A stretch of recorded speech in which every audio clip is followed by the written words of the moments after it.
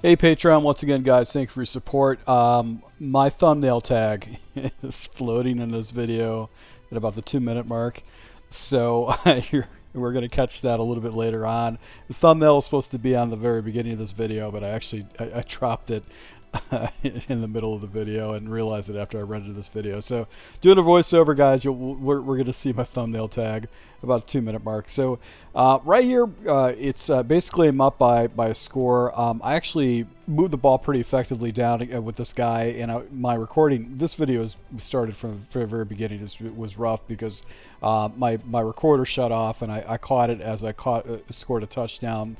And was able to go record the rest of the game. This guy was a trooper. He stayed into the game even after I started pulling away. So there's some good good content in here. Want to show you, he was using a press look with his defense. So he's pressing his guys down, getting his guys down into the box. So it is somewhat of a pretty aggressive type defense. And the way the defense now is set up is that it's hard to go ahead and hit your opponent over the top. Just because these defensive backs will really release and not give you the lob streaks that we could get in the previous Madden. So I didn't really know what he was going to do, so I just ran a basic draw play, and you could see the push by the offensive line because he was dropping everybody back in the coverage, and as a result, I'm able to pick up an easy first down against his cover 3 drop defense. Now he's doing a 3-high shell, so I know for a fact it's a 3-high shell. He's pressing people down. And I could probably, it might be man coverage. Now he rotates this guy over, and so I'm assuming there might be some type of a blitz in this. But my goal right now is, because I got another turnover against this guy, was just try to milk the clock as much as possible. But if it is some type of so I go into a run play, and the reason I run the pistol slam play is that when I have a defender that's on the outside like this, what happens is that basically this inside zone, this guy's going to block this defender. He basically will kind of just get stupid. So when I jump into slam, this guy will get taken out. These two will double team to tackle, and this guy will go ahead and slide up to the next guy. So that's why I use slam in these type of situations. And really what I'm looking for is just a defender over the center, and I want outside leverage with this outside defensive tackle. So I'm going to jump into slam. He actually makes an adjustment, but you can see, look at the blocking. This guy actually kind of blocks and hooks. He hooks. And these guys kind of fall back. I've got a lane right here off to this area right here. And for me, it's just about establishing the run. Even if I'm picking up 3 or 4 yards, I want to make sure that I'm keeping the chains short. So in third down situations, we do that. But also what I want to do is I want to try to milk the clock as much as possible. So take a look at the front. Once again, I've got a 4-man front. These guys are out leveraged. He's pressing down. Single high safety with these guys right here, probably playing thirds or man coverage. Then he rotates his coverage around.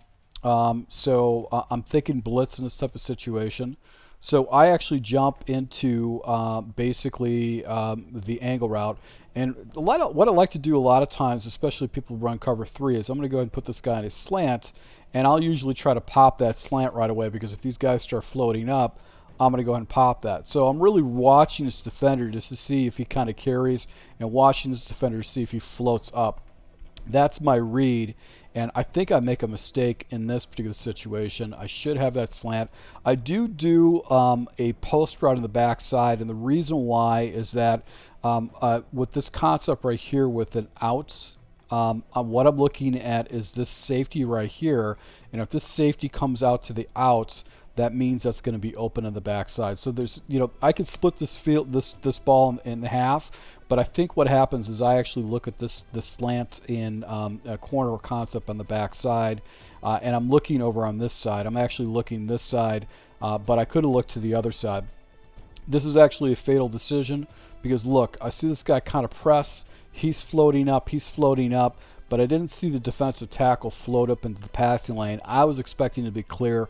I didn't look for the defensive tackle and actually threw right into his defensive tackle, and his defensive tackle caught the ball and got an interception. So that was a bad decision for me, you know, and that type of thing. It's, you have your passing concepts in left and right, and I just made a bad decision, and I actually focused on just a simple passing concept, and I assumed it would get free. So I get the ball back with a defensive stop, and I go back to the same play once again. Now what I like about, let's see if I go ahead and do this again. What I like about this particular play, if I'm going to do this, is I'm looking at the leverage of this outside defender. If this outside defender is inside a man defender, that out route should get easy separation.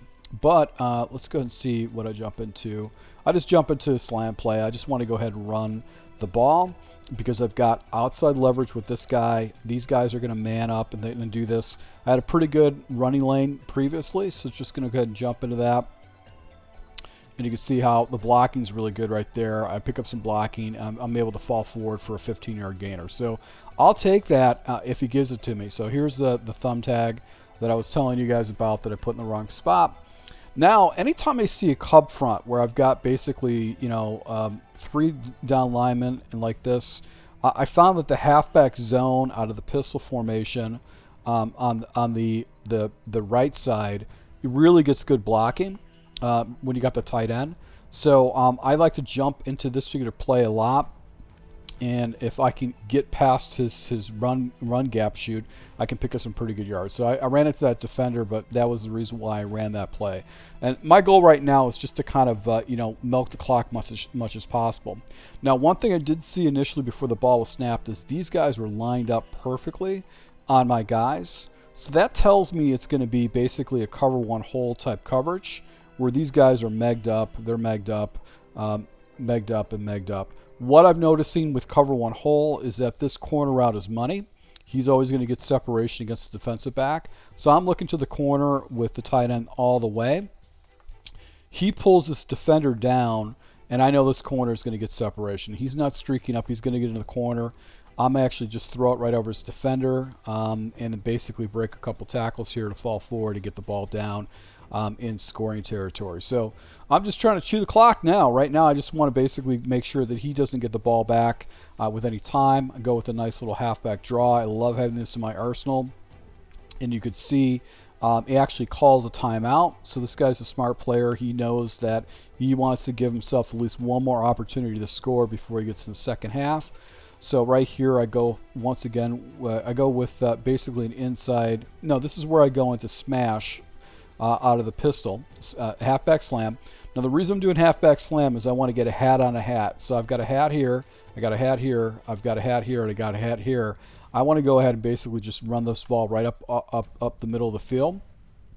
I'm going to flip it to the right side of the formation with the hope that I'll get these guys blocked, and I can just run this up before these linebackers can actually come down and attack the gaps. So I just want to get a first down. I want to chew this guy's timeouts in this type of a situation. And you can see the linebackers actually spear out, and I'm able to throw the ball or run the ball right up the middle of the field. And all I want to do is just get the first down and pick up a few yards. So he calls another timeout in this situation. This guy's very smart. He wants the clock management. He wants to get one more opportunity to put some points on the board. And I'm just going to try to chew the clock up against him as much as possible. Right here, I go with basically zone play because he's got everything bunched up. So he's got these guys all bunched up. I don't have an outside run with the scheme. I do have a one run that's kind of an outside run, which is kind of like this. But I don't want to do that because the run fits. He's got a bunch of run fits over here, so that's just going to be a suicide type situation. No one's going to pick those guys up because they got inside leverage. So just do the zone play.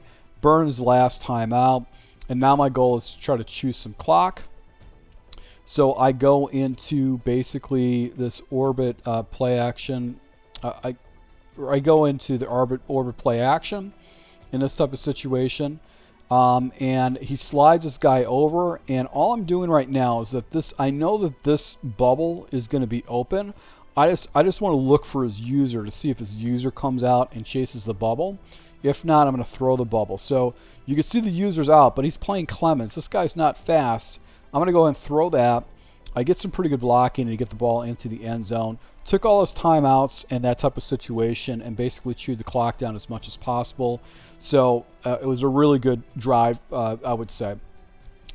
In that type of situation, I'm able to go ahead and get a stop. So that was part of the goals. He actually had a couple great plays against my defense. I think he threw over the top of me in this type of situation. He gets a score. So now I've got 57 seconds left. I've got, time for maybe about 10 plays, maybe about 8 plays or so. And I've got, all 3 timeouts. So I've got to work the sidelines as much as possible. I can sprinkle in a couple of runs, but I can't do much of that. This is a good play that I like to use, which is geared towards basically trying to hit that. I'm probably going to have to change up these adjustments on the backside because I just don't like the only other progression. If this doesn't look good to me, the only other progression I've got really is this this drag route, and that can get shut down really quick. And I think this is a situation where I ran into that situation. So I snap the ball, and look how this guy comes down and jams this wide receiver. So once that happens, I'm like, okay, he's going to be on that out. That's not going to look good. Let's go ahead and take a look at the tight end crossing over. And the tight end crossing over is just completely tied up. And I've got some pressure. I could probably hit this in on the backside, but I just don't like it. And I did not see that this guy was over the top of the coverage.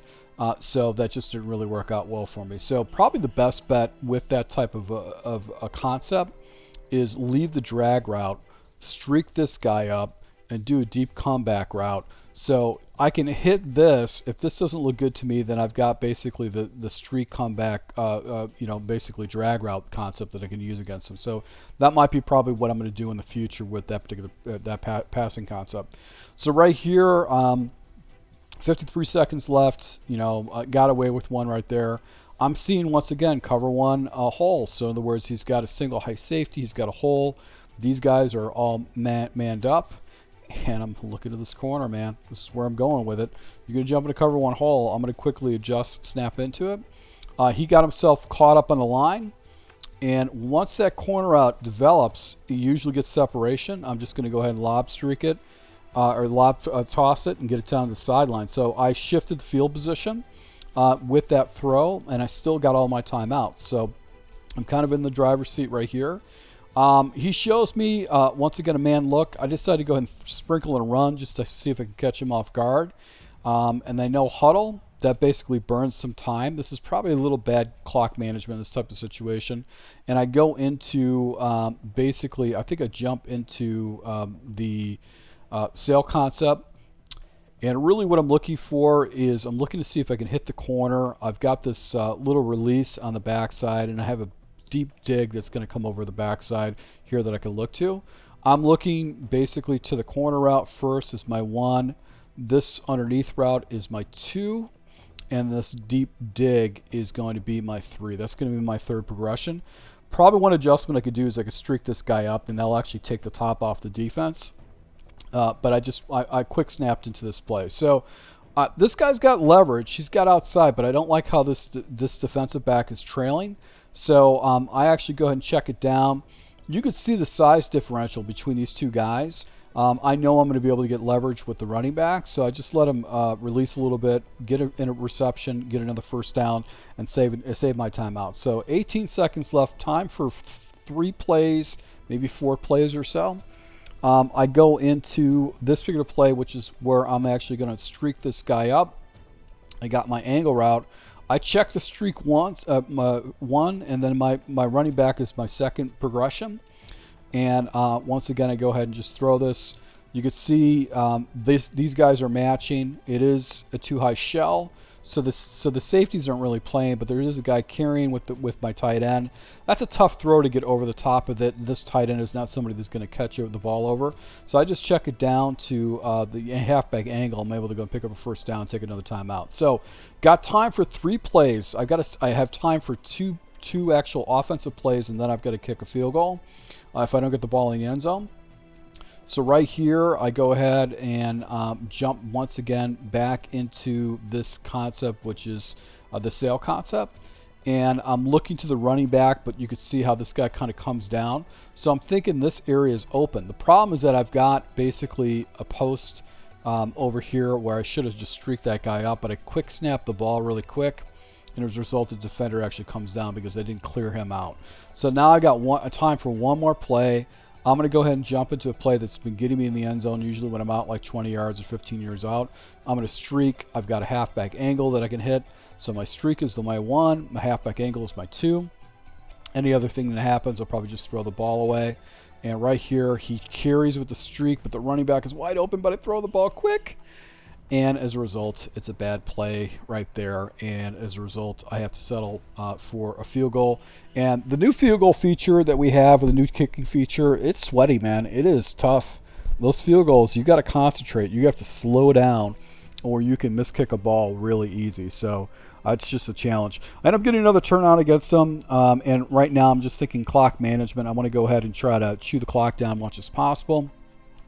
Right here, he's got outside leverage with his guys, so I'm just going to jump into this slam play, and I'm going to steal 3 yards. You give me 3 yards, I'm going to take it.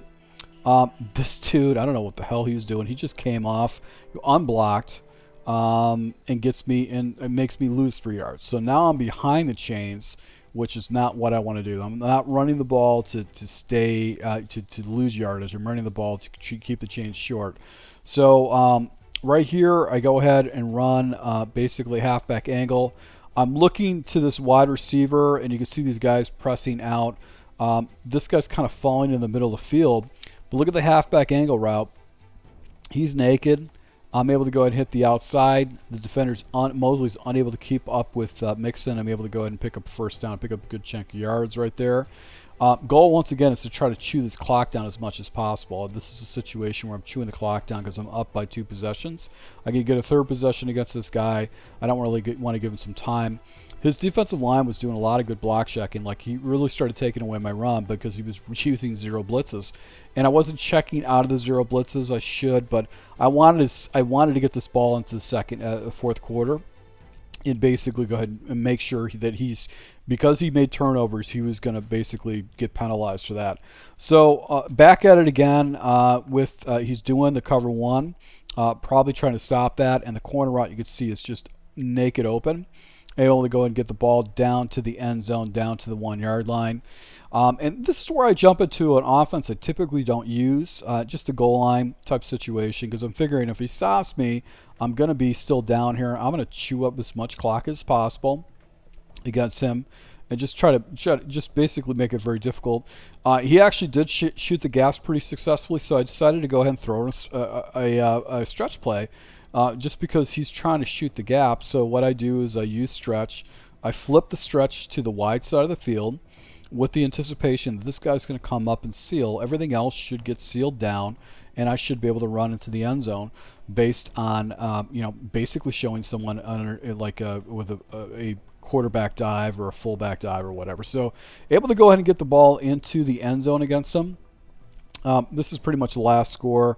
I actually jumped into a two-play conversion, red zone play. This is out of the bunch, open, offset, and the play in particular is trail. This is the play right here. This little route right here is money. You just have to throw it. Once he cuts in, you throw the ball. What's going to happen is the development of these routes just clear out all the defenders if he's playing any kind of zone coverage. There's no way that can defend it without having a user out there. So I just wanted to go and throw that. You can see how this guy gets frozen. I could have dropped it down to that drag route, but I'm just looking for this little pocket right here. This is my design pocket that I'm looking to. And I just throw it because the defender kind of like comes out and gets himself out of position. So I'm going to throw that pocket. So inside whip routes are very effective down in the red zone. Those are things that you need to blend into your scheme, guys. So once again, thank you for your support, guys. I'll be breaking down some more gameplay out of this book. And I'll have a write-up soon enough. I just want to go ahead and show you some of the things I'm using online. So thank you for support, guys. Until next time.